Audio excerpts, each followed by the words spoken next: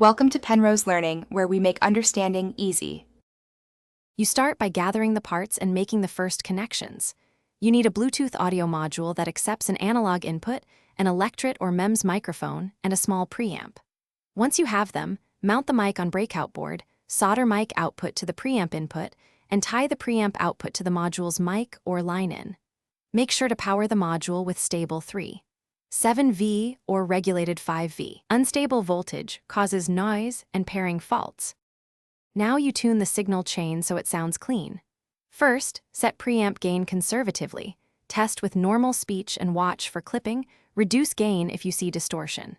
Next, add a high-pass RC filter to cut rumble below voice range and decouple the power rails with 100 NF close to the module. If the module's input impedance is much higher than the mic output, add a simple buffer op amp so you don't lose level. Once done, verify with a phone or PC recording.